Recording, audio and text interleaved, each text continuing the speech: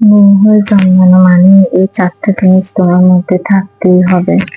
এক, রাগ করে ভুলে যেতে হবে, কারোর সাথে রাগ করে থাকা যাবে না। দুই, আশা ছেড়ে দিতে হবে। তিন, কারো কথায় কষ্ট পাওয়া যাবে না, কষ্ট কি জিনিস সেটা ভুলে যেতে হবে। চার, একটা সময় পর তুমি চাইলেও তোমার মা বাবা ভাই বোন কাউকে মনে রাখতে পারবে না।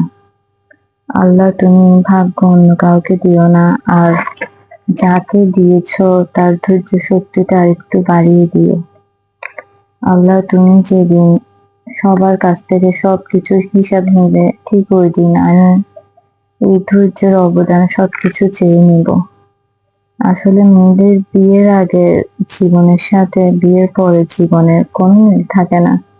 হয়তো কারো কারো ভাগ্যটা অনেক বেশি ভালো থাকে, তাদের সবকিছু ঠিক থাকে, আর সবার ক্ষেত্রে এটা হয় না। সব মেয়েরাই কষ্টে থাকে, কেউ প্রকাশ করতে পারে কেউ পারে না। যাক, আল্লাহ সবাইকে ধৈর্য শক্তিটা একটু বাড়িয়ে দিক, দোয়া করি সবার জন্য।